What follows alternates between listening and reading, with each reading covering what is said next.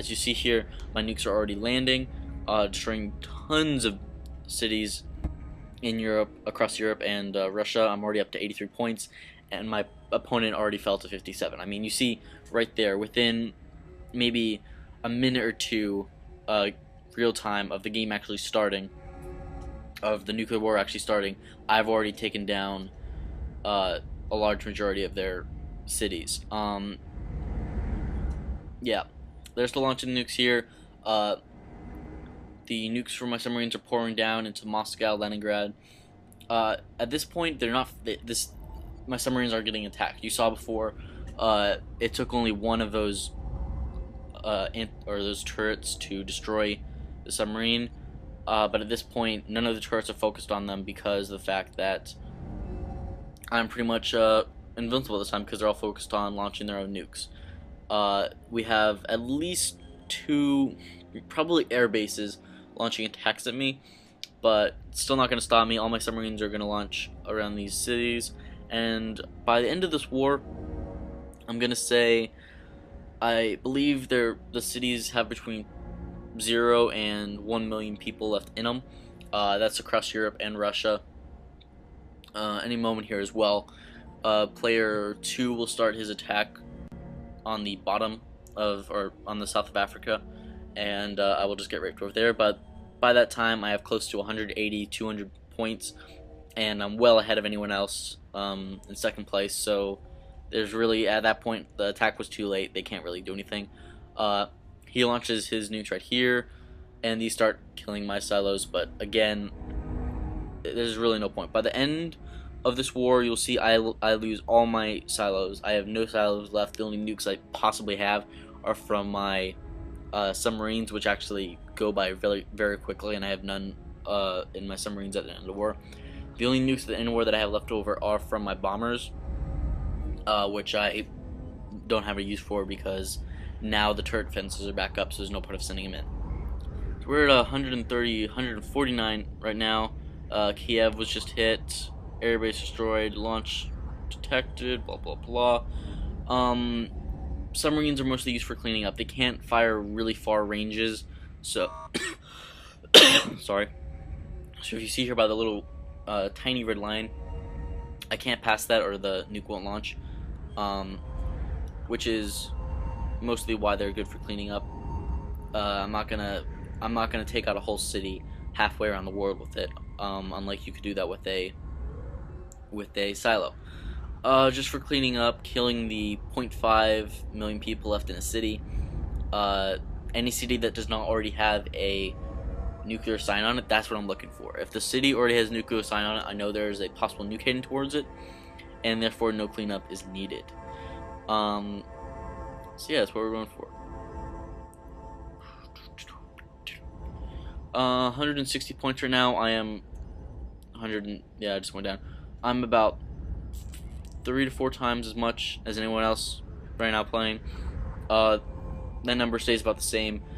Still have nukes pouring in from the Atlantic and from the Arctic, blah blah blah. And as you see, the launching of the nukes probably started at maybe 135, 140. We're already at 155, and about half the world's cities, or about more than half the population, has already been destroyed. So there's a huge amount of people have already been killed because of this, and it hasn't even been a long amount of time. We're at 187 points right now, and we should reach 200 very, very soon. I only get about to 206, and here's where player 2 starts attacking me. I knew that there was nothing I could do because none of my turret defenses were down there, none of my ships were down there, and no plane I have could destroy any of the nukes. So there's literally nothing I could do. I could just hope that I'm at 201. Let's see, at 201 right now. I think I destroy the city very, very soon, and I go up to 206.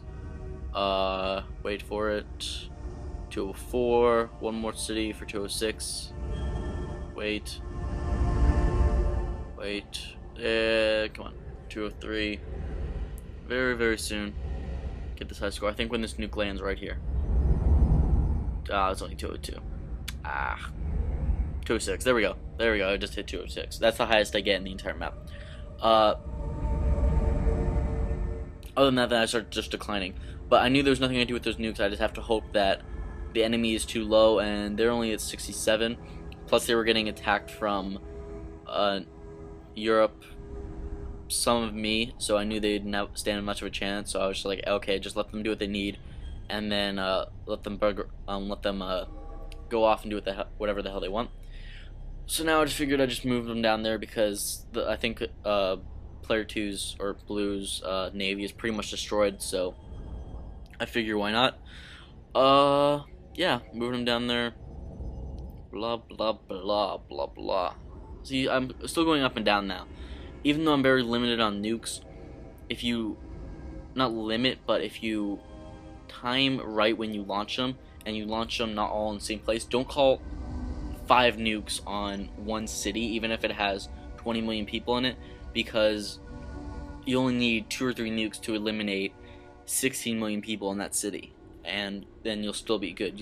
That's still 32 points right there, and which will give you a huge advantage. You don't need to waste an extra 2-3 nukes on it when you could spend it on a city with 5 million and easily get those 5 million for an extra 10 points. I mean, you need a strategic. This is where the whole RTS point or strategic game comes in, where you need to limit the amount of nukes you have, because although in real life as well there's so many nukes involved, you do not have an infinite amount of nukes. You have to conserve them, choose the targets you want to aim at correctly, responsibly, so you can make the right decision, destroy the enemies appropriately, and as quickly as possible. If you see, actually in Europe, they don't have any turret systems still alive. They have a few air bases, maybe a few radars, I'm not sure, but Europe is just completely destroyed because of the fact that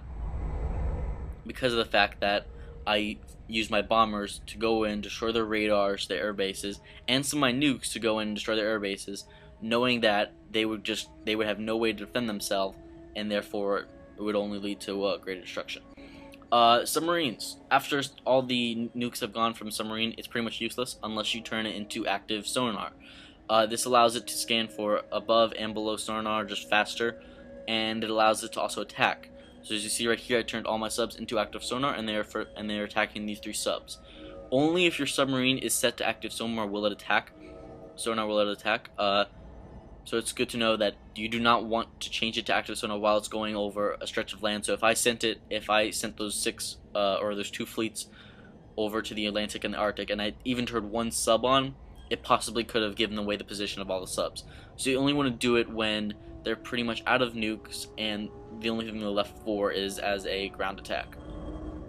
So yeah, we're on the countdown timer. That's what the countdown timer is. It's 2 victories. So whoever has the most amount of points when that clock goes down wins. I'm ahead 3-fold. So there's pretty much no way I can lose. Yeah. What else? I mean, there's nothing else to do. You see Easy right there. He probably had only one of his submarines turned onto active sonar, and the rest of mine, and I had all 4 of mine, and I managed to take out 3 of his with only losing 1. That's why you need to do that. But at this point, again, just cleaning up. I have this is when the bombers come in use again, when the only thing you have left is bombers and planes. Send the planes in for distraction, because there are still turrets here which will defend him. Although I do believe those are in Russia. Yeah, those are in Russia. It'll still defend him. There's some mixed up thing about even if it's not in your country, it'll still attack you. It's pretty much if the nuke or plane or anything is even pretty much if the nuke or plane or anything or if the turret sees any nuke or plane within its range, it will attack it. Doesn't matter whose it is. Obviously, if it's its own or if it's allies, it won't attack it. But if it's not intended for it, it won't, or it will just ignore it. But yeah, we're very close here. I speeded all the way up because the war is pretty much over. All nukes have been launched, and now it's just seeing what everyone does, what they're doing. North America seems to be very well destroyed as well. Obviously, Europe, Russia. Asia seems to be of okay value. I'm not sure. But yeah, that's pretty much it. As we see the stats here, as the game comes to a close, we'll look at it. I believe I had something around 128 million kills, around 68 million deaths, and 34 million people survive. Uh, which again, that's a huge amount. I mean, there are, I think in total, if you count up that amount, it's probably closer to around maybe 500 million people. Again, there are 6 billion people in the world here, but the world is so big that people are spread out all over it. The whole point of the global nuclear strike is that not everyone dies because it's the bomb, but because the radioactivity goes into the atmosphere and then pollutes the rest of the world, blocks out the sun, and that's how the world dies. We'll look over here: 127.7 million kills, 68.8 million deaths, 31.2 million survivors. That's amazing. I only had 6 nukes left as well, probably from ships or bombers. But if you guys want to see more DEFCON gameplay, leave a like, leave a comment, and I'll probably do some more of this. I love this game. Yeah, guys, I'll see you later. Bye.